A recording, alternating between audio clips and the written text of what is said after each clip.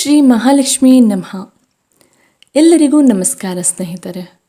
ಇಂದಿನ ವಿಡಿಯೋವನ್ನು ಆರಂಭಿಸುವ ಮೊದಲು ನಿಮ್ಮ ಪ್ರೀತಿಯ ಆರಾಧ್ಯ ದೈವವನ್ನು ಮನದಲ್ಲೇ ನಮಸ್ಕರಿಸಿಕೊಳ್ಳಿ.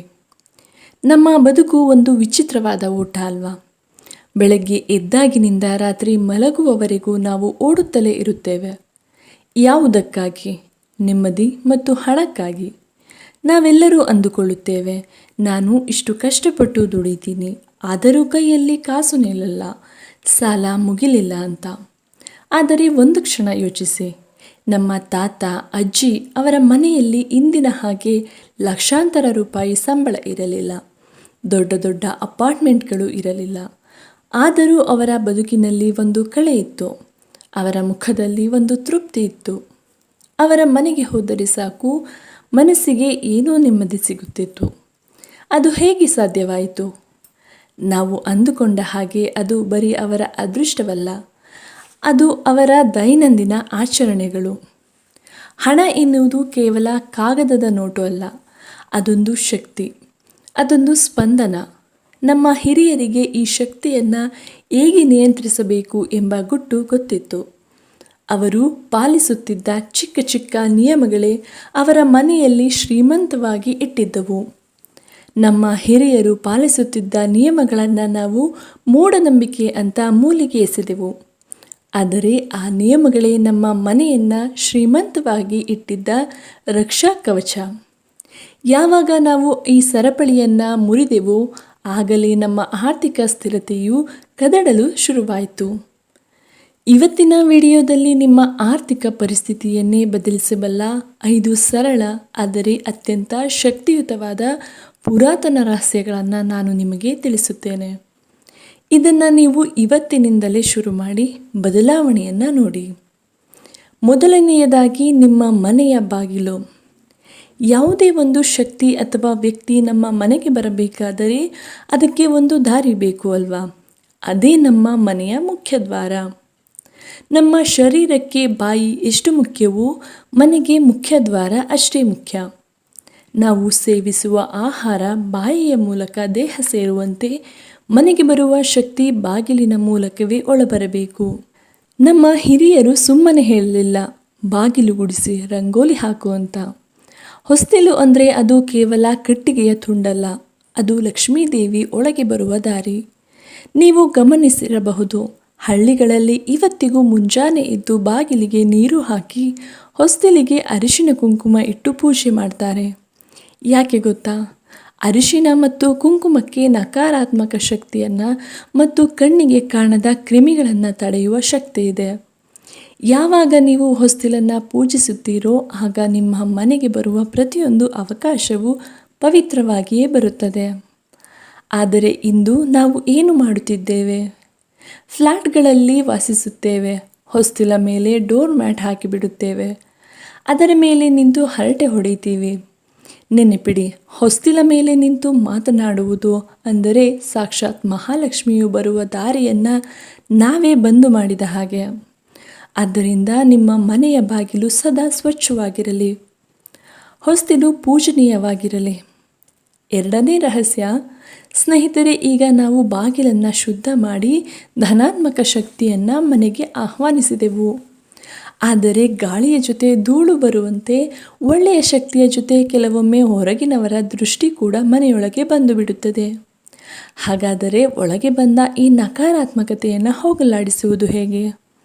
ಅದಕ್ಕೆ ನಮ್ಮ ಹಿರಿಯರು ಮಾಡಿರುವ ಅದ್ಭುತ ಪರಿಹಾರವೇ ಉಪ್ಪು. ಪುರಾಣಗಳ ಪ್ರಕಾರ ಸಮುದ್ರ ಮಂಥನ ನಡೆಯುವಾಗ ಮಹಾಲಕ್ಷ್ಮಿ ಹುಟ್ಟಿದ್ದು ಕ್ಷೀರಸಾಗರದಿಂದ, ಉಪ್ಪು ಹುಟ್ಟಿದ್ದು ಎಲ್ಲಿಂದ? ಅದೇ ಸಮುದ್ರದಿಂದ. ಅಂದರೆ ಉಪ್ಪು ಮಹಾಲಕ್ಷ್ಮಿಯ ಒಡ ಹುಟ್ಟಿದವಳು. ಅದಕ್ಕಾಗಿಯೇ ಇಂದಿಗೂ ಕರ್ನಾಟಕದಲ್ಲಿ ಸಂಜೆಯ ಹೊತ್ತು ಯಾರಾದರೂ ಉಪ್ಪು ಕೇಳಿದರೆ ಕೊಡುವುದಿಲ್ಲ, ಮತ್ತು ಉಪ್ಪನ್ನು ಕೈಯಿಂದ ಕೈಗೆ ನೇರವಾಗಿ ಕೊಡುವ ಪದ್ಧತಿ ಇಲ್ಲ. ಇದಕ್ಕೆ ಕಾರಣ, ಉಪ್ಪಿಗೆ ನಮ್ಮ ಸುತ್ತಲಿರುವ ನಕಾರಾತ್ಮಕ ಶಕ್ತಿಯನ್ನು ಹೀರಿಕೊಳ್ಳುವ ಅದ್ಭುತ ಗುಣವಿದೆ. ಮನೆಯ ಒಳಗೆ ತುಂಬಿರುವ ಜಗಳ ಅಥವಾ ಹಣದ ತೊಂದರೆ ಅಥವಾ ಆಲಸ್ಯವನ್ನು ಹೊರಗೆ ಹಾಕಲು ವಾರಕ್ಕೆ ಒಮ್ಮೆಯಾದರೂ, ವಿಶೇಷವಾಗಿ ಮಂಗಳವಾರ ಅಥವಾ ಶುಕ್ರವಾರ, ನೀವು ಮನೆ ಒರೆಸುವ ನೀರಿಗೆ ಒಂದು ಮುಷ್ಟಿ ಕಲ್ಲುಪ್ಪು ಹಾಕಿ ಆ ನೀರಿನಿಂದ ಇಡೀ ಮನೆಯನ್ನು ಒರೆಸಿ. ಇದು ನಿಮ್ಮ ಮನೆಯ ವಾತಾವರಣವನ್ನು ಶುದ್ಧ ಮಾಡುತ್ತದೆ. ಯಾವಾಗ ನೀವು ಹೀಗೆ ಮಾಡುತ್ತೀರೋ ಮನೆಯ ವಾತಾವರಣ ಹಗುರವಾಗುತ್ತದೆ, ಮನಸ್ಸು ಫ್ರೆಶ್ ಆಗುತ್ತದೆ, ದಾರಿದ್ರ್ಯ ಎಂಬುದು ಆಚೆಗೆ ಹೋಗುತ್ತದೆ. ಮೂರನೇ ರಹಸ್ಯ, ನಾವು ದುಡ್ಡನ್ನು ಹೇಗೆ ನೋಡ್ತೀವಿ ಅನ್ನೋದು ಒಂದು ಸರಳ ಉದಾಹರಣೆ ಕೊಡ್ತೀನಿ ಕೇಳಿ. ನಿಮ್ಮ ಮನೆಗೆ ಒಬ್ಬರು ಗೆಳೆಯರು ಬರ್ತಾರೆ.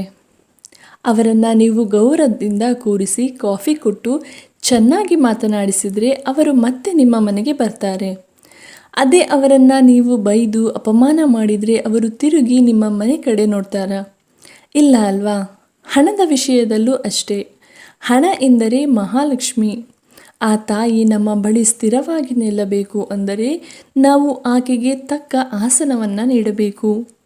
ಆದರೆ ನಾವೇನು ಮಾಡ್ತೀವಿ? ನೋಟುಗಳನ್ನು ಚೆಂಡು ಮಾಡಿ ಜೇಬಲ್ಲಿ ತುರುಕ್ತೀವಿ. ಪರ್ಸ್ ತುಂಬ ಹಳೆ ಬಸ್ ಟಿಕೆಟ್, ಚಾಕ್ಲೇಟ್ ಕವರ್, ಹಾಳಾದ ರಸೀದಿಗಳನ್ನು ತುಂಬಿಡ್ತೀವಿ. ವ್ಯಾಪಾರಿಗಳನ್ನು ನೋಡಿ, ಅವರು ಬೆಳಗ್ಗೆ ಅಂಗಡಿಯನ್ನು ತೆಗೆದ ತಕ್ಷಣ ಗಲ್ಲಪೆಟ್ಟಿಗೆಗೆ ಪೂಜೆ ಮಾಡ್ತಾರೆ. ಅದಕ್ಕೆ ಅವರ ಹತ್ತಿರ ದುಡ್ಡು ನಿಲ್ಲುತ್ತೆ.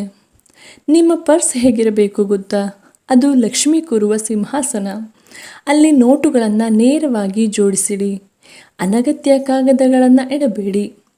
ನೆನಪಿಡಿ, ಹಣವನ್ನು ನಾವು ಎಷ್ಟು ಗೌರವದಿಂದ ಕಾಣುತ್ತೇವೆಯೋ ಅಷ್ಟೇ ಪ್ರೀತಿಯಿಂದ ಅದು ನಮ್ಮ ಬಳಿ ಉಳಿಯುತ್ತದೆ. ನಾಲ್ಕನೇ ರಹಸ್ಯ, ಅದೇ ಸಂಧ್ಯಾಕಾಲ. ಸೂರ್ಯ ಮುಳುಗುವ ಮತ್ತು ರಾತ್ರಿ ಆರಂಭವಾಗುವ ಆ ಪವಿತ್ರ ಸಮಯ, ಇದನ್ನು ಗೋಧೂಳಿ ಲಗ್ನ ಎಂದು ಕರೆಯುತ್ತಾರೆ. ನಮ್ಮ ಅಜ್ಜಿಯಂದಿರು ಪದೇ ಪದೇ ಹೇಳುತ್ತಿದ್ದರು, ಸಂಜೆ ಆಯಿತು ದೀಪ ಹಚ್ಚು, ಸಂಜೆ ಹೊತ್ತು ಮಲಗಬೇಡ, ಊಟ ಮಾಡಬೇಡ ಅಂತ. ಏಕೆಂದರೆ ಇದು ಕತ್ತಲೆ ಮತ್ತು ಬೆಳಕಿನ ಸಂಘರ್ಷದ ಸಮಯ. ಪುರಾಣಗಳ ಪ್ರಕಾರ ಇದು ಲಕ್ಷ್ಮೀ ದೇವಿ ಸಂಚಾರ ಮಾಡುವ ಸಮಯ. ಈ ಹೊತ್ತಿನಲ್ಲಿ ಯಾರು ನಿದ್ರೆ ಮಾಡುತ್ತಾರೋ, ಯಾರು ಕತ್ತಲಲ್ಲಿ ಇರುತ್ತಾರೋ ಅವರ ಮನೆಗೆ ಜ್ಯೇಷ್ಠಾದೇವಿ ಪ್ರವೇಶಿಸುತ್ತಾರೆ. ಆದರೆ ಇದೇ ಸಮಯದಲ್ಲಿ ಯಾರು ಮುಖ ತೊಳೆದು ಮನೆಯ ದೇವರ ಕೋಣೆಯಲ್ಲಿ ಅಥವಾ ತುಳಸಿ ಕಟ್ಟೆಯ ಮುಂದೆ ಒಂದು ದೀಪವನ್ನು ಹಚ್ಚುತ್ತಾರೋ ಅವರ ಮನೆಗೆ ಒಂದು ದೈವಿಕ ಕವಚ ಪ್ರಾಪ್ತವಾಗುತ್ತದೆ. ದೀಪದ ಜ್ಯೋತಿ ಕೇವಲ ಕತ್ತಲನ್ನು ಓಡಿಸುವುದಲ್ಲ, ಅದು ನಮ್ಮಲ್ಲಿರುವ ಸೋಮಾರಿತನ ಮತ್ತು ಅಜ್ಞಾನವನ್ನು ಸುಟ್ಟು ಹಾಕುತ್ತದೆ. ಸಂಜೆ 6ರಿಂದ 7 ಗಂಟೆಯ ಒಳಗೆ ಮನೆಯಲ್ಲಿ ದೀಪ ಹಚ್ಚಿ ಕೇವಲ 5 ನಿಮಿಷ ಶಾಂತವಾಗಿ ಕುಳಿತುಕೊಳ್ಳಿ. ಆ ಸಮಯದಲ್ಲಿ ನಿಮ್ಮ ಮನಸ್ಸಿಗೆ ಹೊಳೆಯುವ ಹೊಸ ಐಡಿಯಾಗಳು ಸಿಗುವ ಶಾಂತಿ ಬೇರೆ ಯಾವ ಸಮಯದಲ್ಲೂ ಸಿಗಲ್ಲ. ಇದು ಲಕ್ಷ್ಮಿಯನ್ನು ಸ್ವಾಗತಿಸುವ ಸಮಯ. ಕೊನೆಯದಾಗಿ ಮತ್ತು ಅತ್ಯಂತ ಮುಖ್ಯವಾದ ರಹಸ್ಯ, ನಿಮ್ಮ ಅಡುಗೆ ಮನೆ. ವಾಸ್ತುಶಾಸ್ತ್ರದ ಪ್ರಕಾರ ಅಡುಗೆ ಮನೆ ಅಂದರೆ ಅದು ಅಗ್ನಿಮೂಲೆ. ಅಲ್ಲಿ ಅನ್ನಪೂರ್ಣೇಶ್ವರಿ ವಾಸ ಮಾಡುತ್ತಾರೆ. ನಮ್ಮ ಇಂದಿನ ಒತ್ತಡದ ಜೀವನದಲ್ಲಿ ರಾತ್ರಿ ಊಟವಾದ ಮೇಲೆ ಬೆಳಗ್ಗೆ ಎದ್ದು ತೊಳೆದರಾಯಿತು ಎಂದು ಎಂಜಲು ಪಾತ್ರೆಗಳನ್ನು ಸಿಂಕ್ನಲ್ಲಿ ಹಾಗೇ ಬಿಟ್ಟು ಮಲಗುವ ಅಭ್ಯಾಸ ಅನೇಕರಿಗಿದೆ. ಇದು ದೊಡ್ಡ ತಪ್ಪು. ರಾತ್ರಿ ಇಡೀ ಎಂಜಲು ಪಾತ್ರೆಗಳನ್ನು ನಕಾರಾತ್ಮಕ ಶಕ್ತಿಯು ಉತ್ಪಾದನೆ ಮಾಡುತ್ತದೆ. ಬೆಳಗ್ಗೆ ಎದ್ದ ತಕ್ಷಣ ನೀವು ನೋಡೋದು ಆ ಕೊಳಕು ಪಾತ್ರೆಗಳನ್ನು. ದಿನದ ಆರಂಭವೇ ಕಸಿವಿಸಿಯಿಂದ ಆಗುತ್ತದೆ. ಆ ದಿನ ಹಣ ಗಳಿಕೆ ಹೇಗೆ ಸಾಧ್ಯ? ಶ್ರೀಮಂತರು ಮತ್ತು ಯಶಸ್ವಿ ವ್ಯಕ್ತಿಗಳನ್ನು ಗಮನಿಸಿ. ಅವರು ಅಡುಗೆ ಮನೆ ರಾತ್ರಿ ಮಲಗುವಾಗ ಕನ್ನಡಿ ಹಾಗೆ ಇರುತ್ತೆ. ನೀವು ಮಲಗುವ ಮುನ್ನ ಸಿಂಕ್ ಕ್ಲೀನ್ ಮಾಡಿ, ಒಲೆಯನ್ನು ಒರೆಸಿ, ದೇವರಿಗೆ ಮನಸ್ಸಲ್ಲೇ ನಮಸ್ಕರಿಸಿ ಮಲಗಿ. ಮಾರನೇ ದಿನ ಬೆಳಗ್ಗೆ ಎದ್ದು ಅಡುಗೆ ಮನೆಗೆ ಹೋದಾಗ ನಿಮಗೆ ಸಿಗುವ ಆ ಪಾಸಿಟಿವ್ ವೈಬ್ಸ್ ಇದೆಯಲ್ಲ, ಅದು ನಿಮ್ಮ ದಿನವನ್ನೇ ಗೆಲ್ಲುವ ಶಕ್ತಿಯನ್ನು ನೀಡುತ್ತೆ. ಅನ್ನಪೂರ್ಣೆಯ ಕೃಪೆ ಇದ್ದರೆ ಧಾನ್ಯಕ್ಕೂ ಧನಕ್ಕೂ ಕೊರತೆ ಬರಲ್ಲ. ನೋಡಿದ್ರ ಸ್ನೇಹಿತರೆ, ಸಿರಿವಂತಿಕೆ ಅಂದರೆ ಲಾಟ್ರಿ ಹೊಡೆಯೋದಲ್ಲ. ಸಿರಿವಂತಿಕೆ ಅಂದರೆ ಶಿಸ್ತು. ಸಿರಿವಂತಿಕೆ ಅಂದರೆ ಸಂಸ್ಕೃತಿ. ಇವತ್ತೇ ಒಂದು ಸಂಕಲ್ಪ ಮಾಡಿ, ಇಂದಿನಿಂದ ನಾನು ಈ ಚಿಕ್ಕ ಬದಲಾವಣೆಗಳನ್ನು ನನ್ನ ಜೀವನದಲ್ಲಿ ಅಳವಡಿಸಿಕೊಳ್ಳುತ್ತೇನೆ ಎಂದು ನಮ್ಮ ಹಿರಿಯರು ನಮಗಾಗಿ ಬಿಟ್ಟು ಹೋದ ಜ್ಞಾನದ ಈ ಸಂಪತ್ತನ್ನು ನಾವು ಬಳಸಿಕೊಳ್ಳೋಣ. ನಿಮ್ಮ ಮನೆ ಮನ ಬೆಳಗಲಿ. ಮುಂದಿನ ವಿಡಿಯೋದಲ್ಲಿ ಮತ್ತೊಂದು ಅದ್ಭುತ ಮಾಹಿತಿಯೊಂದಿಗೆ ಸಿಗೋಣ. ಸ್ನೇಹಿತರೆ, ನಿಮಗೆ ಈ ವಿಡಿಯೋ ಇಷ್ಟ ಆಗಿದ್ದರೆ ಕಾಮೆಂಟ್ನಲ್ಲಿ ಓಂ ಶ್ರೀ ಮಹಾಲಕ್ಷ್ಮಿ ನಮಃ ಎಂದು ಕಾಮೆಂಟ್ ಮಾಡಿ, ವಿಡಿಯೋಗೆ ಒಂದು ಲೈಕ್ ಮಾಡಿ, ನಿಮ್ಮ ಸ್ನೇಹಿತರಿಗೆ ಶೇರ್ ಮಾಡಿ. ಎಲ್ಲರಿಗೂ ಧನ್ಯವಾದಗಳು.